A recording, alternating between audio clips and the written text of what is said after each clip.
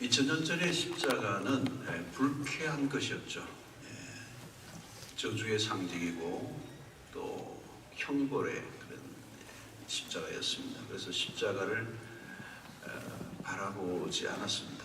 그리고 십자가가 끓이기는 것이기 때문에 식사를 하는 시간에 십자가에 관련된 얘기를 하지 않는 게 상식이었습니다. 그러나 그리스도가 십자가에 못 박히심으로 십자가는 완전히 달라졌습니다.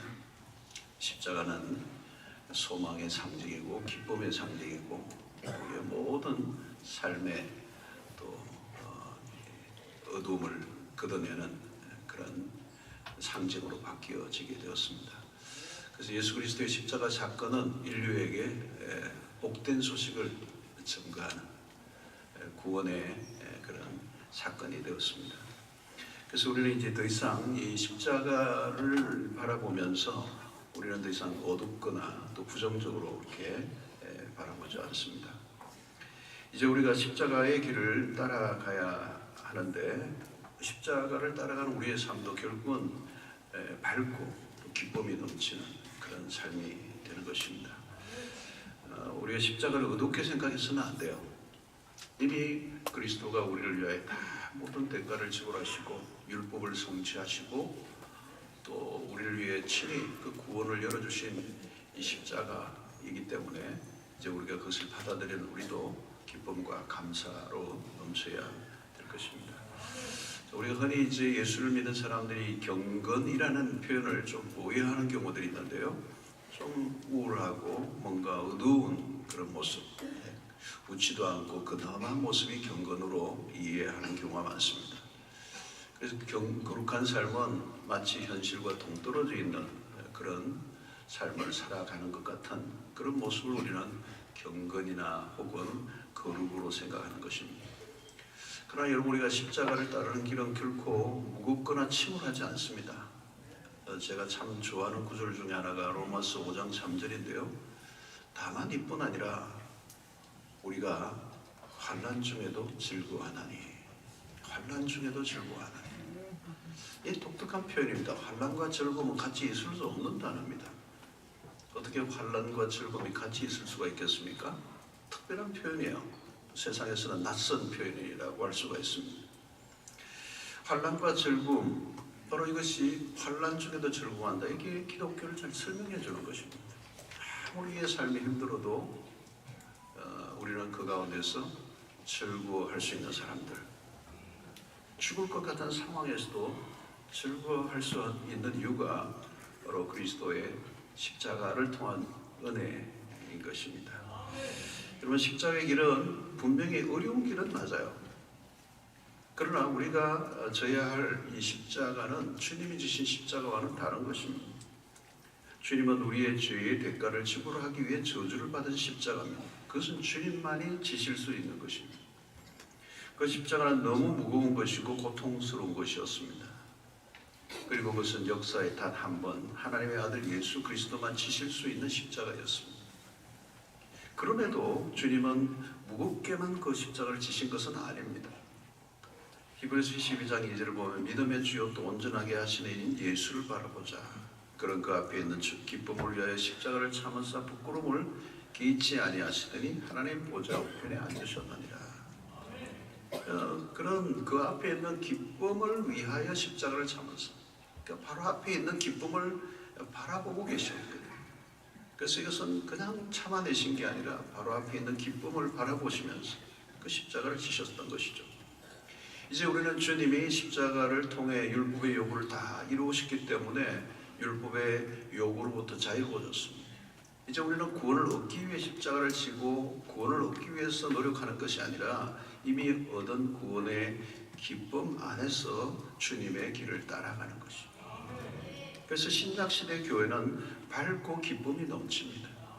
이 구원의 공동체, 이 구원받은 공동체, 이 공동체는 기쁨과 감사와 그런 활력이 넘치는 그런 공동체입니다. 그래서 우리는 예수를 따라가는 삶은 기쁨이 넘친다는 겁니다. 예수를 따라가는데 침울할 수 없다는 것입니다. 주님이 우리에게 주신 선물이 많지만 그 중에서도 큰 것은 기쁨입니다. 요한복음 15장 11절에 보니까 내가 이것을 너에게 이름은 내 기쁨이 너희 안에 있어 너희 기쁨을 충만하게 하려 함이라. 주님은 기쁨이 충만하신 분이셨습니다. 기쁨이 충만, 내 기쁨이 너희 안에 있어 너희 기쁨을 충만하게 한다. 주님이 우리에게 기쁨을 주신 것은 당신 자신이 기쁨 속에 계셨기 때문에 주님은 아버지와의 관계 안에서 기쁨을 누리셨습니다. 주님은 항상 기쁨으로 충만해 계신 분이셨습니다. 주님은 우울과 슬픔이 많은 세상 가운데 기쁨을 가지고 오셨고, 그리고 주님 당신도 여러 가지 삶의 어려움들을 겪었었지만 그 궁극적인 기쁨이 주님 자신을 지배하고 계셨던 거예요. 그러므로 우리도 이제 주님의 길을 따라가는데 주님이 지셨던 그 십자가의 길을 우리도 가는데 우리도 어떻게 해요? 기쁨으로 십자가를 지고 가야 된다. 십자가를 억지로 지면 안 되는 거예요. 구레네 시몬과 같이 억지로 지는 게 아니고 기꺼이. 가끔 주님의 일을 하는데 인상을 쓰면서 하는 분들이 계세요. 악을 쓰면서 일을 해요. 볼멘 소리를 하면서 하는 사람들이 있습니다. 선교를 하긴 하는데 굉장히 억울한 듯 하는 분이 계세요. 누가 나를 밀어가지고 그날 그 부엌에 잘못 참석해가지고 내가 이렇게 얽혀가지고 여기까지 와가지고 이 죽을 고생을 한다고. 봉사를 하는데 억울한 얼굴을 하고 있는 사람들이 있어요. 봉사를 하긴 하는데 내가 그 교부장 목사님하고 그날 거기서 안 만났으면 일을 안 할 사람. 억울한 일을 하고 있는. 봉사를 하긴 하는데 험하게 얼굴이 험악한 사람들이 계세요. 어려운 사람을 돕고 있는데 너무 우울하고 화가 나 있어. 어쩌다가 내가 이 일에 연루되어 이런 고생을 하는지 모르겠다는 분에게, 여러분 예수를 믿는데 너무 심각한 사람들이 있습니다. 너무 투쟁적인 사람들. 내가 세상을 바꿀 수 있는 것처럼 너무 심각하게 그렇게 살면 안 돼. 하나님이 세상을 구원하시기 위해서 투쟁적으로 예수 그리스도가 세상을 구원하기 위해서 투쟁적으로 사셨습니까? 주님은 기꺼이 당신이 십자가를 지고 가셨습니다. 그러므로 여러분 우리의 신앙생활은 밝아야 합니다. 밝아야 돼요. 무엇을 하든지 즐겁게 해야 합니다. 율법 아래는 무거웠어요. 율법 아래 있을 때는 자유가 없었습니다. 그러나 그리스도 안에서 우리에게 자유를 주셨어요. 이제 억지로 강요로 할 이유가 하나도 없습니다. 주님은 십자가에서 다 이루었다고 선포하셨어요. 그리스도가 우리에게 자유를 주셨습니다. 이제 우리는 억지로 구원을 얻기 위해서 율법을 이루기 위해서 노력하고 막 그냥 힘겹게 가는 그런 신앙생활이 아니에요. 이제는 그리스도 안에서 우리를 자유를 주시고 그리스도 안에서 우리의 믿음은 이제 모든 것이 우리의 삶의 방식과 태도를 바꿔놓은 것입니다. 기독교는 그러므로 전체적으로 밝고 환하고 기쁨이 넘칩니다. 복음은 우리의 삶의 태도를 긍정적으로 바꿔놓았습니다. 그래서 예수를 믿는 사람은 밝아요. 예수 믿는 사람의 얼굴이 밝아야 돼요. 네. 여러분들이 주일날 특별히 교회 나올 때 얼굴이 밝으신가를 확인하셔야 돼요. 꼭 얼굴을 보시고 나와서. 어두운 얼굴로 교회 오시면 안 돼요. 그러면 세상의 사람들이 다 보거든요, 여러분. 저 어디 가는데 저렇게 도살장에 걸려가는 양처럼 가냐. 그러면 안 되는 거거든요. 밝아야 돼요, 여러분. 예수 믿는 사람들 얼굴은 밝아야 돼요, 밝으면 그 자체가 전도지가 됩니다. 여러분 세상의 사람들을 보십시오. 밝지가 않아요. 어두워요. 세상의 특징이 뭐예요? 어두워요. 그 안에 기쁨이 없어요. 그러니까 다 얼굴이 죽을 살이란 말이죠. 여러분 복음을 만난 사람들의 얼굴은 밝아야 합니다. 예수 믿는 사람 밝아야 돼요. 십자가의 사랑은 우리의 마음을 따뜻하게 데워주기 때문에 차가웠던 사람도 따뜻해야 돼요. 밝고 온화한 사람이 되어야 되는 것입니다. 날카로운 게 다 사라져야 돼요. 복음이 들어오면 가정의 분위기가 밝아집니다. 사랑방 분위기가 세상의 친목회와 차원이 달라요. 여러분 십자가와 부활의 공동체는 어둡고 찝찝한 분위기를 걷어냅니다. 복음을 깊이 만나오면 우울함이 사라져요. 십자가를 지고 가는 것이 답답하고 어두우면 안 되는 것입니다. 봉사를 하는데 선교를 하는데 주님의 일을 하는데 막 우울해하고 억울해하고 힘들어하고 그건 뭔가 잘못된 거예요. 여러분 주님은 그렇게 십자가를 지라고 말씀하지 않아요. 십자가를 지고 갈 때 기쁨으로, 십자가도 기쁨으로. 그래서 찬송가 458장에 너희 마음에 슬픔이 가득할 때, 너의 마음에 슬픔이 가득할 때, 제가 노래 안 부르고 그냥 가사만 하겠습니다. 주가 위로해 주시리라. 아침 해같이 빛나는 마음으로 너 십자가 지고 가라. 참 기쁜 마음으로 요 대목은 십자가 지고 가라. 내가 기쁘게 십자가 지고 가면 슬픈 마음이 위로받네. 이게 후렴이 기가 막혀요. 참 기쁜 마음으로 같이 하자고요. 참 기쁜 마음으로 십자가 지고 가리. 내가 기쁘게 십자가 지고 가면 슬픈 마음이 위로. 한 번 더 참 기쁜 마음으로, 참 기쁜 마음으로 십자가 지고 가라. 내가 기쁘게 십자가 지고 가면 슬픈 마음이 위로하네. 이 대목입니다. 참 기쁜 마음으로 십자가 지고 가라는 거예요. 이 찬송가 가사가 기가 막힙니다. 환난 중에도 즐거워하는. 이건 여러분, 이건 역설적인 삶이죠. 여러분, 우리가 기쁨을 얻는 방식은 세상과 다릅니다. 세상은 기쁨을 얻기 위해서 무엇인가를 찾아다녀요. 그래서 현실이 너무 힘들기 때문에 그 현실에서 벗어나고 싶어 합니다. 그리고 도피처를 찾습니다. 도피처를 찾으면 문제를 잠시는 잊을 수가 있겠죠. 그 문제로부터 벗어나서 잠시는 잊어요. 그죠? 왜 여러분 도피처를 어디로 찾습니까? 술을 마시는 것도 그렇고, 뭔가를 이렇게 어떤 때는 휴가를 가는 것도 그렇고, 일시적으로 염려와 근심을 잊고 기뻐할 수는 있습니다. 그러나 현실로 돌아오면 문제가 밀려와. 오히려 더 문제가 더 많이 쌓여서 돌아오는 것입니다. 그런 기쁨은 한순간에 사라지고 마는 것이죠. 모두가 임시방편이에요. 그리고 영적인 접근은 다릅니다. 현실을 거부하지 않아요. 문제로부터 도피하지 않습니다. 우리가 져야 할 십자가를 기꺼이 지고 가야 됩니다.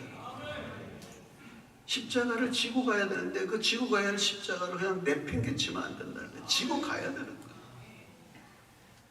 여러분, 초대교회 성도들은 그리스도를 위해 자신의 목숨을 기꺼이 내어놓았어요. 자신들의 생명과 기꺼이 바꿀 수 있는 진리를 만났기 때문에 기쁘게 생명을 내어놓은 것입니다. 십자가를 따르는 삶은 고역이 아니라는 거예요.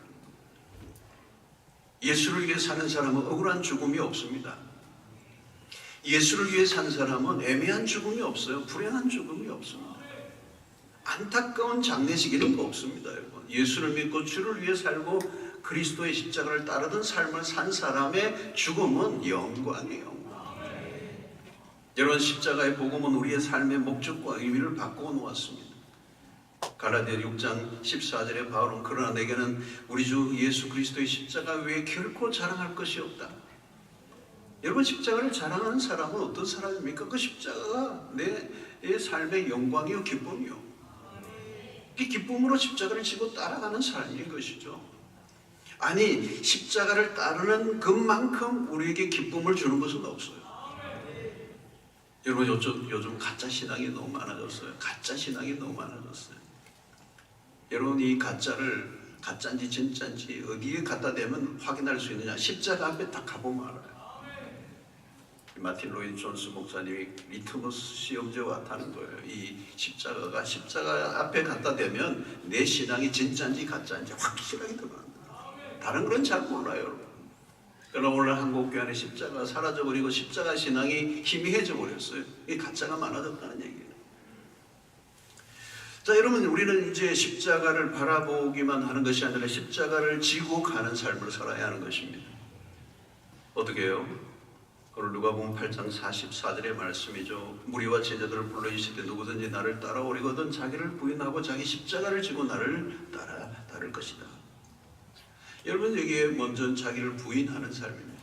십자가를 지고 따라가는 삶은 자기를 부인하는 삶.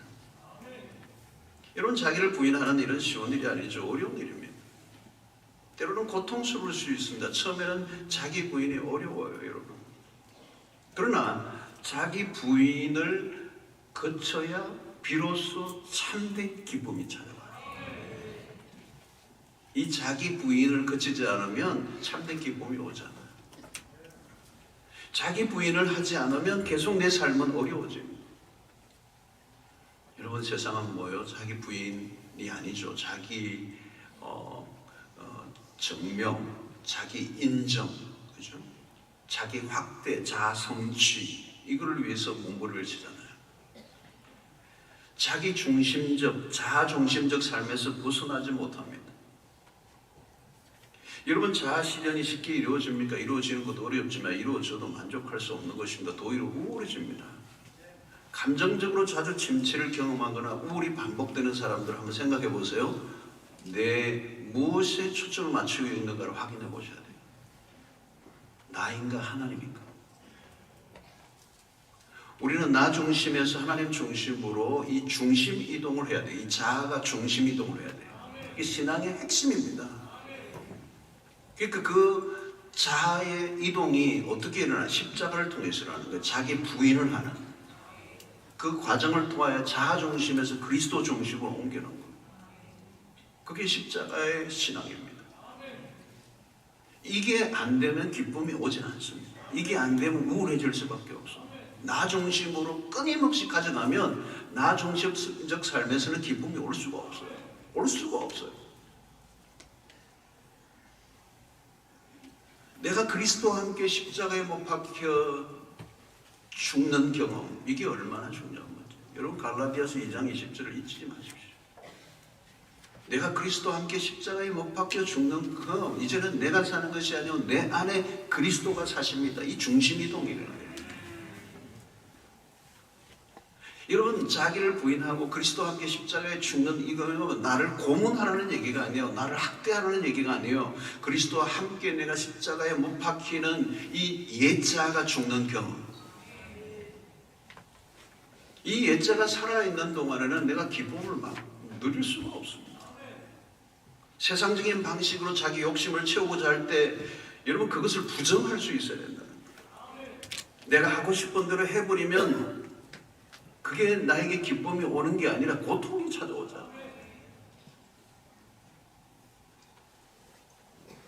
나 중심으로 살아가려고 애를 쓰고 있는 동안에 자세히 보세요. 기쁨이 있는 거. 기쁨 없어요. 갈수록 더 힘들어지고, 갈수록 사람들과 부딪히고, 갈수록 압박감이 늘어나고, 갈수록 스트레스에 쌓이고. 자기 부인을 해야 된다는 거예요. 자기를 부인할 때 비로소 진정한 자신을 찾게 되죠. 내가 나를 찾을 때 기쁨이 오는 거예요. 그래서 십자가는 끊임없이 우리에게 자아 부인을 요구합니다. 자신을 부인하고 난 다음 자기 십자가를 지고 나를 따르라. 자기 부인이 안 된 사람이 어떻게 십자가를 지고 따를 수가 있겠습니까? 자기 스스로 만든 십자가를 자기에게 지우고 힘겹게 살아가는 것, 그게 고통이죠. 자기 부인을 하는 과정은 어렵지만 자기 부인을 하고 나면 그 다음은 다른 차원의 삶이 펼쳐지는 것이죠. 어디선가 기쁨이 올라오고 이전에 경험하지 못했던 참된 기쁨을 맛보게 되는 것입니다. 여러분, 이 자기 부인은 결국은 뭐예요? 나를 섬기는 게 아니라 다른 사람을 섬기는 삶입니다. 우리에게 주어지는 기쁨은 우리 자신이 아니라 우리 하나님과 이웃을 섬기는 것. 그래서 빌립보서 2장 3절에 아무 일에든지 다툼이나 허령으로 하지 말고 오직 겸손한 마음으로 각각 자기보다 남을 낮게 여기고 각각 자기 일을 돌아볼 뿐더러 또한 각각 다른 사람들의 일을 돌보아 나의 기쁨을 충만하게 하라. 여러분, 이게 십자가의 길은 세상과 다른 방식이라는 거예요. 빌립보 교회 안에 다툼과 허영이 있었습니다. 왜 다툼과 허영으로 하게 되었을까요? 교만한 마음이 있으니까, 자기를 높이고자 하는 마음이 있으니까. 뭘 해도 자기를 높이려고 하는 자기 성취와 성공에 몰두하니까 다툼과 허영이 일어나는 것이.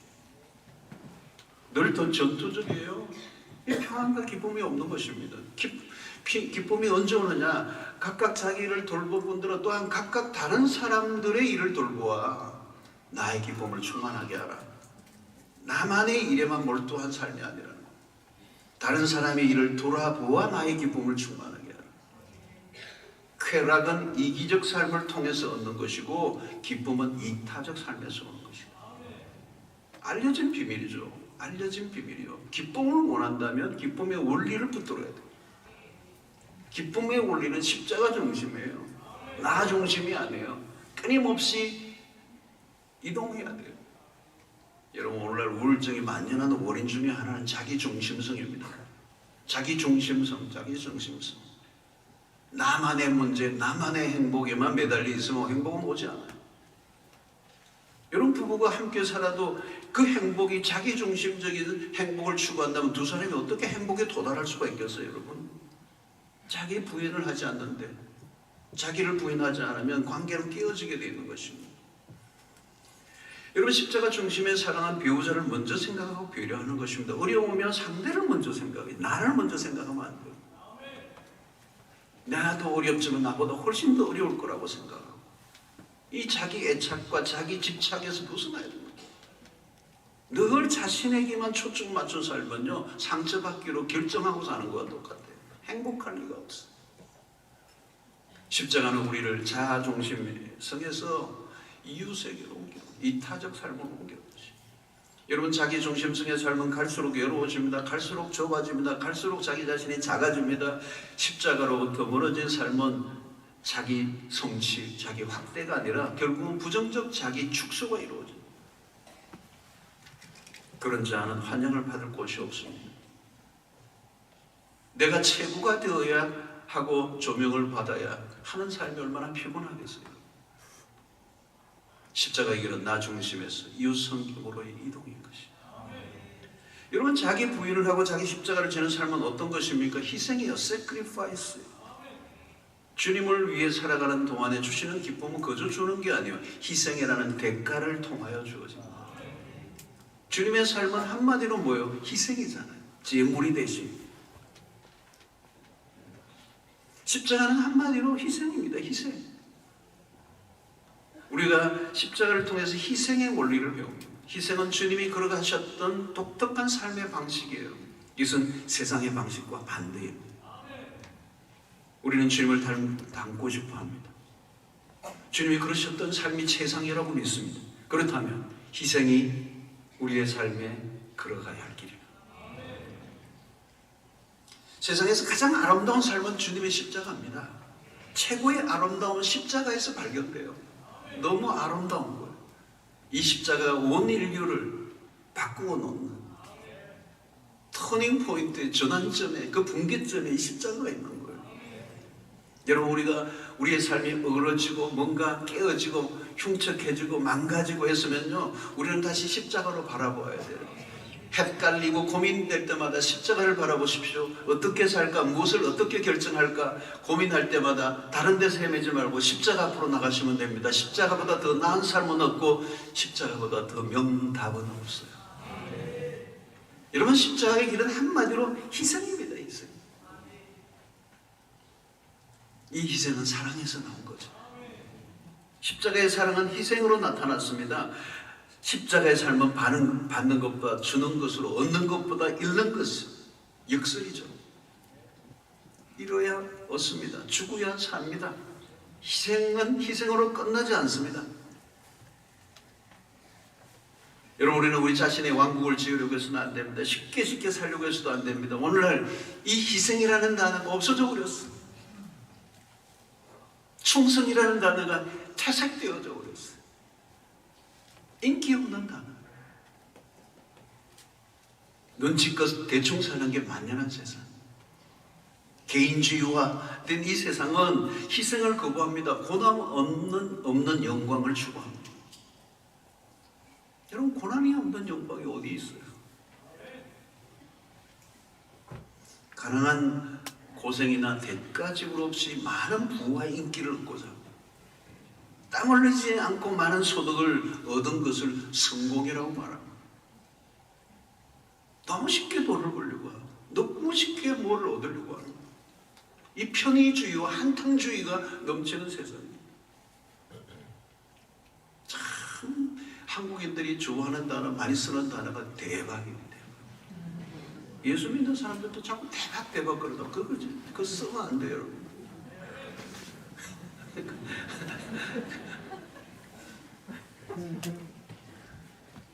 대박이 얼마나 위험한데요.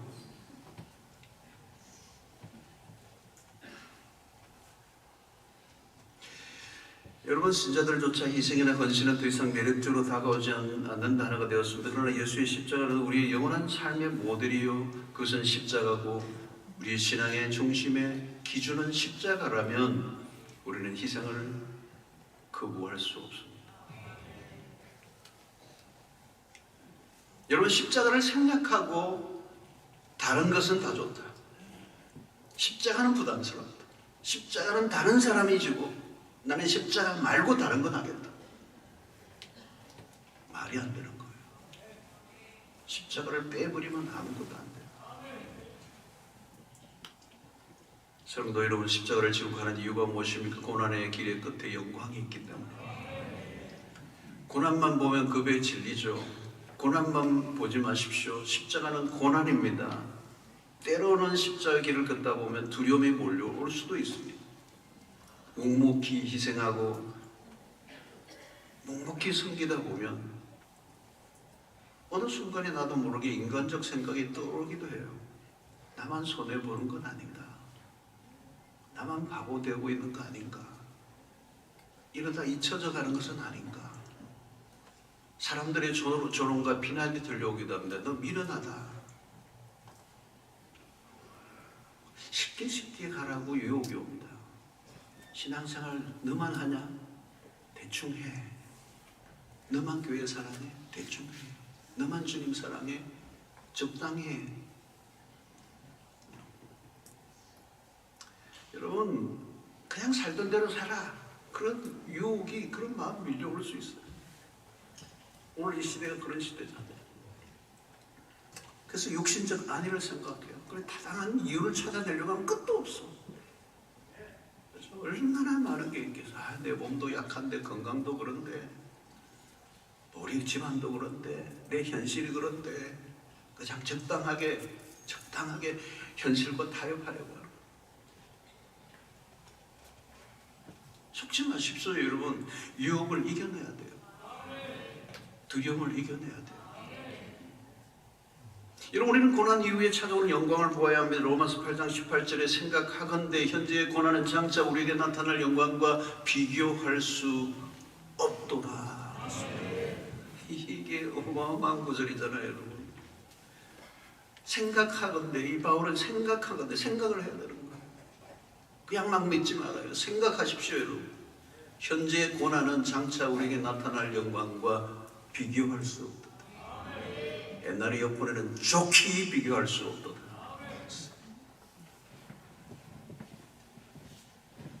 우리는 고난만 보지 마십시오. 고난 뒤에 따라오는 영광을 보는 것이죠.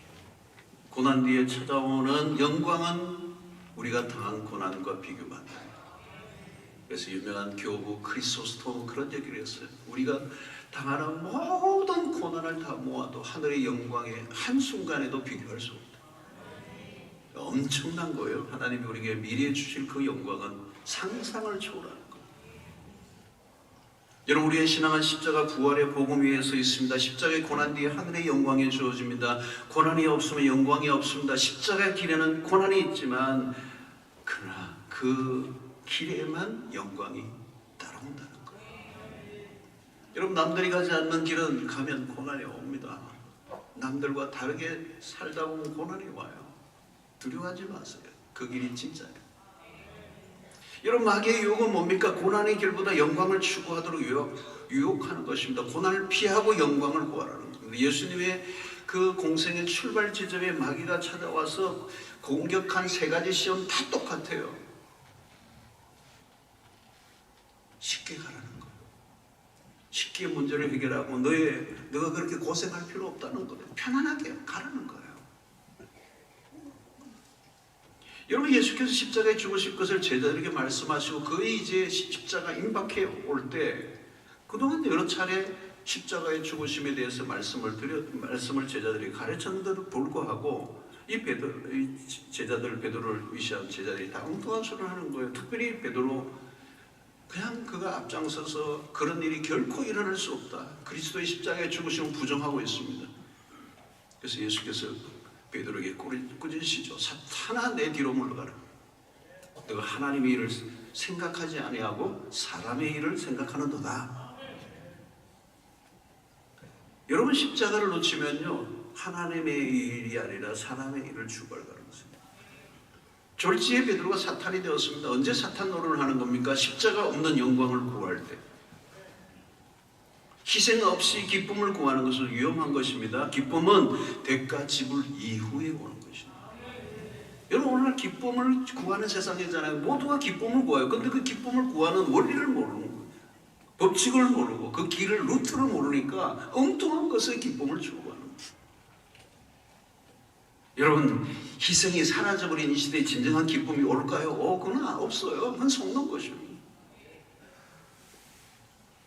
우리는 희생을 통한 기쁨, 희생 이후에 오는 그 기쁨이 진짜라는 거예요. 진짜.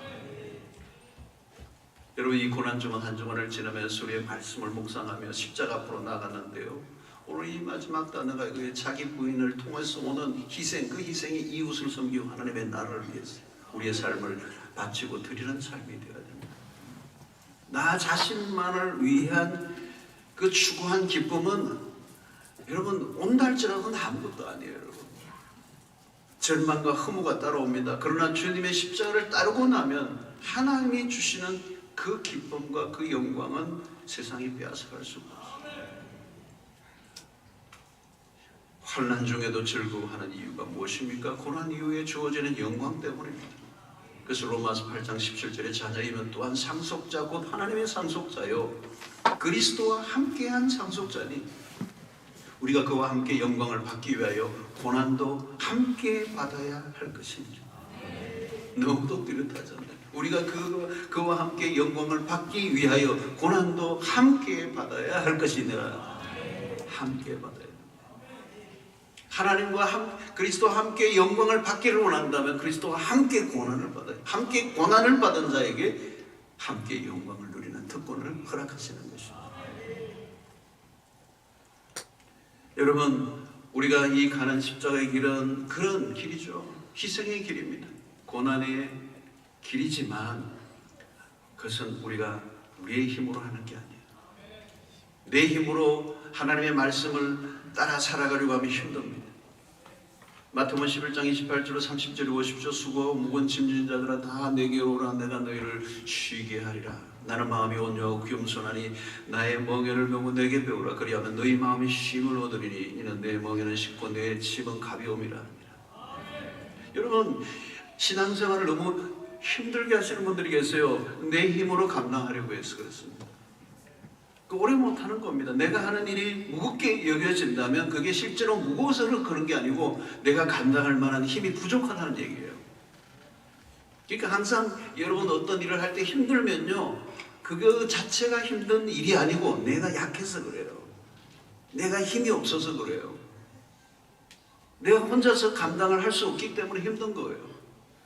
그때는 어떻게 돼요, 여러분? 그 일을 그만두는 게 아니라 감당할 힘을 주세요. 그 감당할 힘은 누가 주시는 겁니까? 주님이 주시는 겁니다. 주님이 일을 맡기셨으면 주님이 힘을 주실 거란 말이죠. 그래서 수고하고 무거운 짐진 자들아 다 내게로 오라. 내게로 와. 내가 너희를 쉬게 하리라. 주님은 우리를 닥달하시는 분이 아닙니다. 주님과 눈이 마주치면 나를 굉장히 힘들게 할 것이라 이렇게 생각하지 마세요. 반대예요. 주님과 함께하면 어려운 짐도 쉽게 지고 갈 수 있어요. 절대로 하나님은 무리하게 일을 시키시는 분이 아니에요. 억지로 가게 하시는 분이 아니에요. 우리도 여러분 이런 특세 이런 거 하지만, 우리 집회하지만 뭐 억지로 막 사람들을 달달 볶아가지고 그냥 교구별로만 동원하고 이런 거 없잖아요. 그냥 오시면 오고 안 오시면 안 오는 거고, 오시면 뭐 웰컴이고 안 오셔도 안 오실 이유가 있겠고. 억지로 하게 하는 게 없어요. 억지로. 팻말 교구별로 막 세우고 이런 거 없잖아요.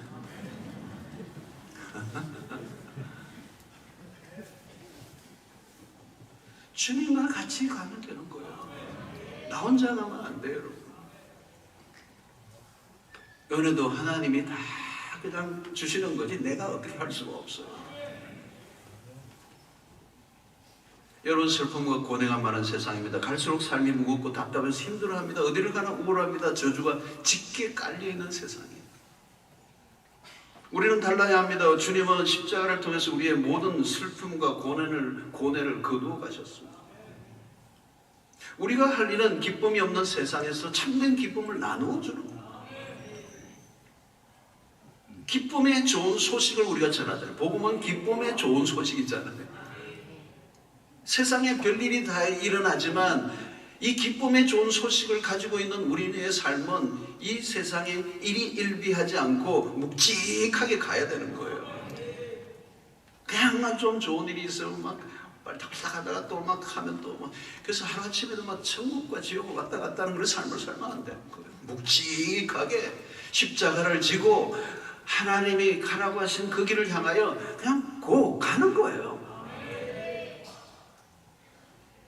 여러분, 십자가를 붙드시기를 바랍니다. 십자가를 잠잠히 묵상하시기를 바랍니다. 고뇌에 찬 예수, 고통하는 예수만 보입니까? 아니에요, 여러분. 십자가를 자세히 보세요.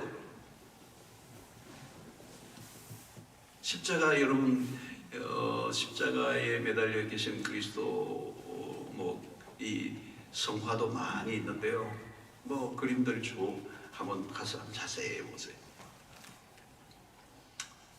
십자가는 신비예요, 신비. 여러분, 자세히 보면 신비를 보시는 거예요. 그 십자가 앞에 서 있으면 그 깊은 침묵 속에서 들려오는 하늘의 음성이 있어요. 십자가의 거대한 고통 속에서 스며 나오는 기쁨이 있어요. 가장 절망적인 상태에서 최상의 소망의 빛을 그 십자가에서 비추어주고 있다. 그걸 볼 수 있어야 돼요. 여러분, 십자가를 자세히 보세요. 세상의 빛이는 밝고 소망이 넘치는 기쁨이 그 안에서 나오는 것입니다. 모든 저주를 걷어내는 복음의 빛이 찬란하게 십자가에서 비추어지고 있어요. 그 기쁨은 이미 세상을 뒤덮고 있단 말이에요. 십자가로 인해 세상은 이미 빛을 만났습니다. 절망에서 소망의 빛을 세상은 지금 이미 경험하고 있습니다. 복음은 기쁜 소식입니다. 복음이 들어가면 그것은 기쁨으로 변합니다. 죽고 싶었던 사람이 살 소망이 생깁니다. 지난주일도 세례를 받으시는 분 4분이 다 간증하는데 너무 간증이 너무 좋아요. 여러분, 들으실 수 있으면 들어주시면. 어떤 분은 이제 1년밖에 안 되셨는데 놀랐어요. 완전히 잡혔어요. 딱 잡혔어요. 모든 게 서는 용어 1년에 저렇게 변할 수 있나? 하나님이 하시니까 그렇죠. 복음을 제대로 만나면 그렇죠, 여러분.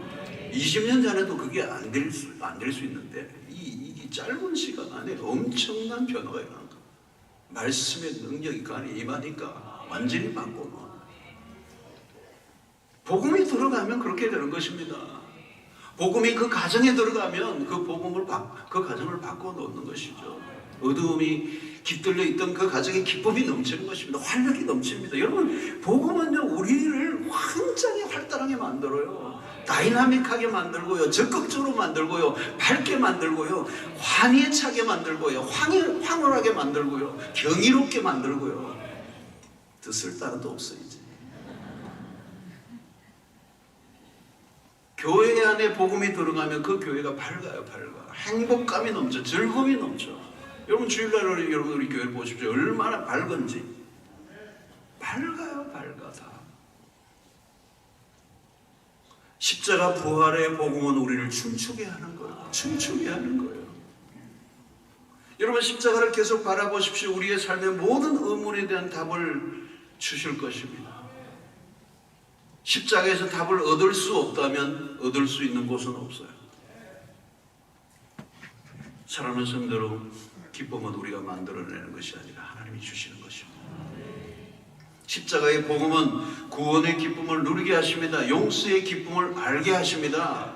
그 기쁨은 영원한 것입니다. 십자가를 따르는 삶에는 기쁨이 보장되어 있습니다. 십자가를 따르는 사람은 부활의 주님을 따릅니다. 부활의 주는 우리에게 승리를 안겨주었습니다. 부활은 새로운 시작이요, 미래의 소망은 우리로 하여금 기쁨이 넘치게 하는 것입니다. 우리의 기쁨은 십자가로 끝나지 않습니다. 신약은 부활의 공동체입니다. 부활이 주는 기쁨은 세상에서 가장 강력한 것입니다. 사망의 권세를 이긴 기쁨, 죽음의 지배에서 벗어난 기쁨, 죽음의 슬픔도 우리를 뒤덮지 못하게 하는, 그래서 우리는 주일마다 부활을 기뻐하는 부활 공동체, 감사와 기쁨으로 넘쳐나야 정상입니다. 한 사람만의 기쁨이 아니라 공동체적으로 기뻐하고 즐거워하는 신약의 부활의 공동체는 세상을 능히 이기고도 남는 것입니다. 여러분, 고난중과 이 부활절을 맞는 이 기간에 우리가 회복되어야 할 것은 기쁨입니다. 혹시 기쁨을 잊고 있었다면 그 기쁨이 회복되는 은혜가 있게 되기를 축원합니다. 구원받은 공동체 안에 가득한 이 기쁨. 여러분, 오늘 신약의 교회는 그래야 돼요. 미래자립교회든지 개척교회든지 교인이 10명이 있든지 100명이 있든지 10,000명이 상관없어요. 우리를 기쁘게 하는 것은 복음이지, 사람 숫자에 있는 게 아니에요. 우리의 형편과 처지가 어떠하든지 우리의 우울함과 절망과 어둡고 답답함을 걷어내게 하는 답은 십자가에 있고 부활에 있기 때문에 여러분, 기쁨의 출처가 중요한 거잖아요. 여러분, 어디로부터 오는 것입니까? 어떤 기쁨을 구하고 있는 것이냐, 여기에 대한 확실한 답을 가지고 있어야 돼요. 저는 다시 떠오르고 싶은 구절이 이 로마서 5장 3절이에요. 다만 이뿐 아니라 우리가 환난 중에도 즐거워하나니. 우리를 이길 수 있는 게 없어요. 아직 우리의 구원은 완성되지 않았습니다. 그날이 다가오고 있습니다. 구원의 완성을 우리는 고대합니다. 우리 이 땅을 삶을 사는 사람이 힘든 삶이 닥치기도 하고 때로는 우리를 낙심하기도 하지만 베드로전서 1장 6절의 말씀처럼 그러므로 너희가 이제 여러 가지 시험으로 말미암아 잠깐 근심하게 되지 않을 수 없으나 오히려 크게 기뻐하는도다. 이게 복음이에요, 여러분. 아무리 힘들어도 그 힘든 게 잠깐 근심하게 되지 않을 수는 없지만 오히려 더 크게 기뻐한다는 거. 왜? 우리 안에는 이미 부활의 능력이 작동되고 있기 때문에 해피엔딩이 기다리고 있다는 말입니다. 이것은 빈말이 아닙니다. 여러분, 세상은 해피엔딩이라고 그러지만 진짜는 해피엔딩이 아니에요. 그 해피엔딩의 후기를 읽어보면 또 다른 얘기가 나와요. 그러나 하나님의 백성들에게 주어지는 해피엔딩은 하나님이 보장하시는 거죠. 예수 그리스도의 십자가 부활의 복음이 우리의 삶을 완전히 바꿔놓았습니다. 우리는 장래에 주어질 그 약속을 붙잡고 있습니다. 여러분, 우리의 구원의 기쁨은 바깥으로 이제 흘러가야 정상이에요. 십자가의 복음만이 세상의 유일한 소망이기 때문에, 십자가 외에 다른 답이 없기 때문에 우리는 이제 이 복음을 세상에 전해야 하는 것입니다. 나만의 기쁨으로 끝나서는 안 돼요. 어둡고 찝찝한 세상 안으로 들어가셔야 돼요. 여러분, 세상은 어둡고 찝찝해요. 십자가의 그늘 아래에서 누리는 이 기쁨과 평강과 자유와 사랑을, 그 풍성함을 죄와 사망의 그늘 아래 사는 자들에게 나아가 이 십자가 그늘 아래로 초대하셔야 돼요. 여러분들이 져야 할 이제 십자가 그것입니다. 이제 사망의 그늘 아래 살아가는 자들에게 십자가의 그늘로 초대하셔야 돼요. 여기에 진정한 쉼이 있고, 여기에 진정한 기쁨이 있고, 여기에 진정한 자유가 있고, 진정한 평강이 있다고 초대하셔야 돼요. 그러려면 여러분들이 먼저 기쁨을 누리셔야 돼요. 그리스도 안에서 십자가 부활의 복음을 붙잡고 기뻐하셔야 돼요. 환난 중에도 즐거워하셔야 돼요. 오히려 크게 기뻐하도다. 이 기쁨이 있어야 돼요, 여러분. 이 부활절에 이제 이번 주일날 다가옵니다. 기쁨과 환희의 차서 여러분도 오시기 바랍니다. 여러분, 이번 주일날 여러분도 오실 때 옷도 좀 화려하게 입고 오셔요. 온 거 다 해가지고 막 화려하게. 화장도 막 화려하게 옷도 하얀 것도 좀 이런 하얀 옷들 입고 얼굴도 환하게 입었는데 얼굴이 죽으면 안 되잖아. 얼굴도 환하게 기쁨에 넘쳐서 없어요. 그리고 그 기쁨을 세상에 나누어 주셔야 돼요. 요즘 여러분 너무 절망적인 사람들이 막 너무 절망스러워 짓눌려 살아요. 웃을 일이 없어, 기뻐할 일이 없어, 즐거워할 일이 없어. 그냥 쥐어짜 안 나와. 그래서 여러분 지금 마약이 그냥 한국 땅을 지금 막 젊은이들을 뒤집고 있어요. 마약이 보통이 아니에요. 지금 심각해요. 어제 뉴스 보셨잖아요, 여러분. 그냥 고등학교 학원가에 그냥 막 뿌리고. 이 보통 일이 아니에요. 쥐어짜는 거예요. 힘들어요. 너무 힘들어. 그거라도 안 하면 죽을 것 같아. 복음밖에 없어요. 답이. 십자가밖에 답이 없습니다. 이 십자가 부활의 복음을 우리는 알았습니다. 이 십자가 그늘 아래서 누리는 이 축복이 무엇인지를 우리는 알았어요. 십자가의 그늘 아래 들어가지 않으면 죄와 사망과 사탄과 육체의 정욕의 그늘 아래서 고통과 발버둥을 치고 살아갈 수밖에 없어요. 저주 아래 살아갈 수밖에 없습니다. 사랑하는 성도 여러분, 이제 우리가 져야 할 십자가가 있습니다. 그래서 나만을 위한 삶이 아니에요. 나만의 행복을 위한 삶이 아니에요. 나만의 기쁨을 추구하는 거기에는 기쁨이 없어요. 이제 내가 져야 할 십자가는 내 이웃을 하나님의 나라를 위해서 섬기는 희생하는 삶이에요. 희생하는 삶이에요. 고난을 기꺼이 맞아들이는 삶이에요. 불편한 삶으로 가는 거예요. 이런 편안한 삶은 죽는 거예요. 여러분 예수 믿기로 시작장에서는요 편안한 삶을 포기하세요. 편의주의 거부하세요. 여러분 오늘도 우리가 철학기도 하지만 이 편의주의의 시대 속에 여러분 명절에도 금요철을 붙들고 왔던 게 수영로교예요. 그 야성이잖아요, 여러분. 근데 지금 빛이 나고 있잖아요, 여러분. 얼마나 많이 방문하고 있는지. 오늘 또 서울 저쪽에서 그냥 7, 80명이 그냥 단체로 지금 내려온대요. 뭐 하라고 그래 돈 들어서 오는 거예요. 여러분 지금 이런 걸 보는 거예요. 금요일날 저녁이면 놀러 가고 싶고 며칠이나 그냥 이제 놀토 그냥 불금 이래가지고 그냥 어디 막 놀러 가는 세상의 문화 속에 금요 철학가 딱 길목을 지키고 있는 거예요. 꼼짝마. 우리는 은혜 받아. 명절 중에 명절이야. 그래도 지켜온 거예요, 여러분. 여러분 금요 철학 지키는 게 쉽지 않아요, 여러분. 쉬운 게 아니에요. 그래서 간단하게 하자는 거예요. 그래서 저녁 기도에 밤샘 기도하다가 심야 기도하다가 저녁 기도하다가 없어져 버렸어요. 편의주의가 모든 걸 몰아가요. 여러분 편하게 살겠다 하면 길이 별로 없어요. 희생의 삶이에요. 십자가를 지는 삶이에요. 근데 억지로 지는 게 아니에요. 기쁘게 십자가 지고 가리. 이게 답이에요. 주님과 함께하는 십자가 즐겁게 지고 갈 수 있어요. 이제 희생의 길로 가시기를 바랍니다. 교회에서도 여러분 어려운 길을 찾으세요. 어려운 길. 주차 안내 어려운 길이에요. 요즘 주일날 하루 종일 얼마나 힘든지 몰라요. 여러분 주차 안내 하시는 분들에게도 여러분 한 번씩 손을 흔들고 막 수고한다고 좀 한마디 해주세요. 근데 어떤 분은 욕하고 한대. 우리 교인이 아니겠지. 힘든 일을 찾아가세요. 힘든 일을 기쁘게 하는 건 최고의 축복이에요. 그 힘든 일을 주님과 함께 섬기고 희생하는데 찾아오는 그 기쁨과 즐거움은 이 세상의 어떤 것과도 비교할 수가 없어요. 희생 이후에 찾아오는 그 기쁨은 세상과 어디에서도 찾아볼 수가 없어요. 그건 최고예요, 여러분. 여러분 코로나19를 지나면서 우리 이 편의주의가 개인주의와 이기주의가 더 심각하게 우리의 삶을 밀고 들어온 이 시대 속에 이제 십자가의 영성을 다시 붙잡고 순교자의 영성을 가지고 이제 죽기로 하고 주를 위해 살아가게 될 때 하나님께서 우리의 인생을 책임져 주시는 은혜를 그리고 잃어버렸던 기쁨을 회복하고 복원하는 그 풍성한 삶을 살아가는 여러분들 되시길 주의 이름으로 축원합니다.